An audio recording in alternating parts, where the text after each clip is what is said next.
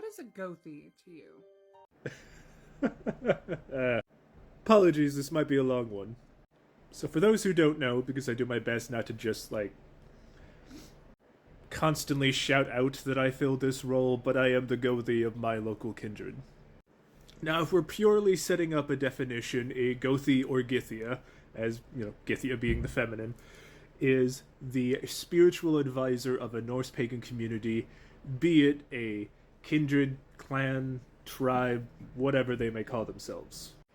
While not always the case, normally it is voted by the community who gets to be Gothi, and the Gothi is, within modern times, capable of being voted out of the position or eventually retiring from the position themselves if they feel that they can no longer do it either for the specific community or no longer do the role in general.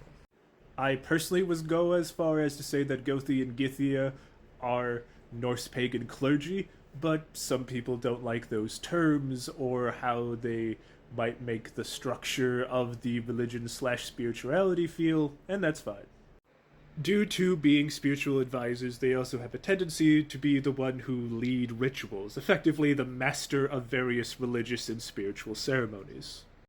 And I would go as far as to say that they are living Bifrost. And by that I mean that they are a connection of the community to the gods, ancestors, Landvatir, etc.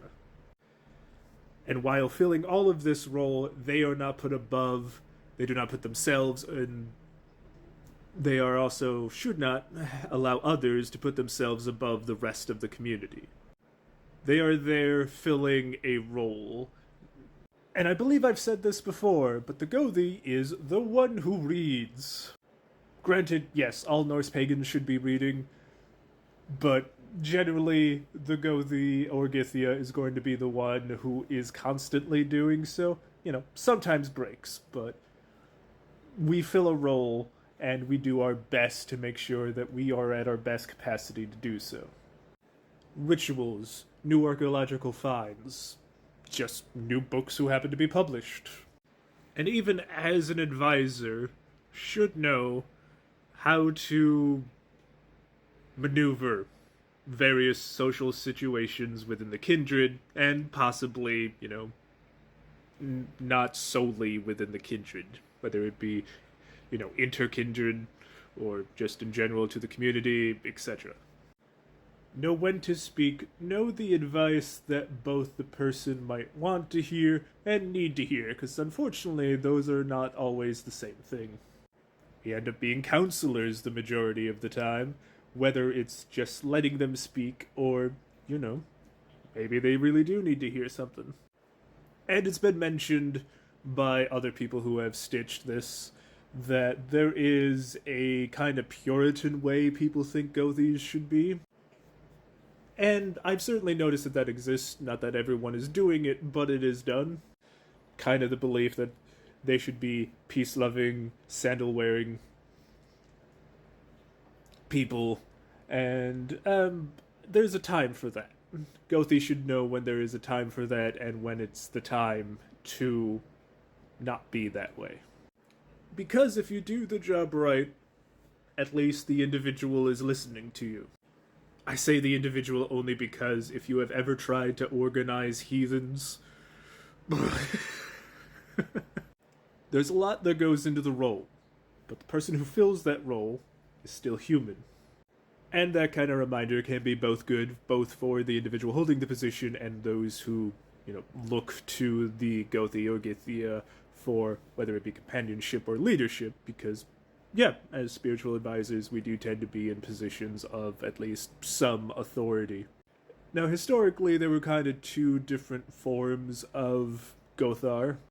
There were the ones that were directly tied to the community and the ones directly tied to a temple.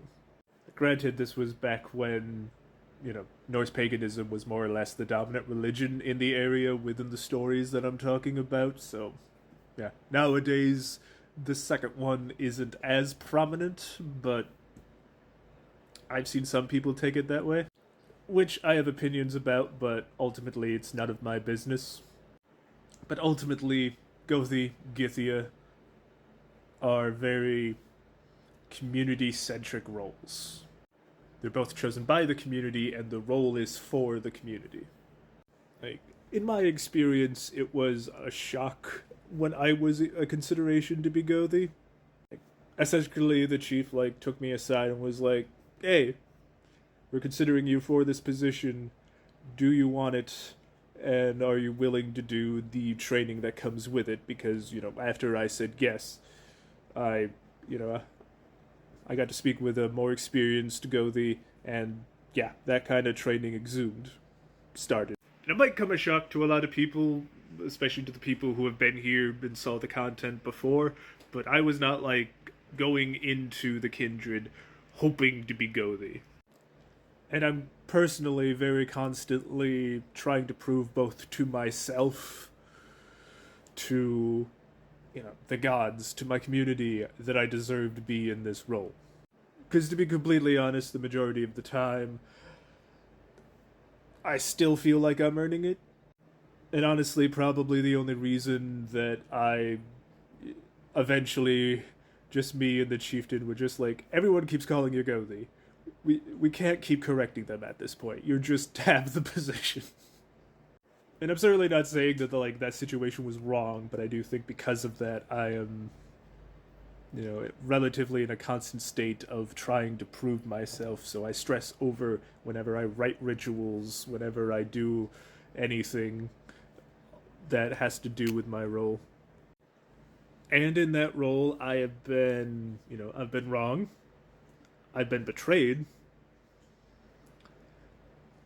I've had heartbreak in that role. So, yeah, it's certainly not for everyone. My apologies that this got rambly, but it is both early, for me anyway, it's early, and I might be forgetting something, but I did want to cover a lot of bases. Because you could be a deeply spiritual person without being a Gothi, and I think a lot of people get that twisted, or are twisting it to just have some level of authority within a community, because again, a lot of these self-proclaimed Gothis have a tendency to be they use that title that they gave themselves. And while it's not up to, say, me to say that another Kindred's Gothi is doing it wrong, is doing whatever wrong, because ultimately, that's up to the other Kindred. But I do think it's also up to us to state, this is what we believe, this is how we conduct ourselves, and this is what the title means to the majority of us. So yes, when we see a certain kind of person claim to be Gothi, and they don't have a community, it's going to rub off a lot the wrong way. But yes, this was an excellent question. I hope that more than 8 minutes of me rambling was entertaining enough to watch. Again, apologize for the rambling, but it's what I do here. And yes, thank you all for watching. Remember to be vigilant.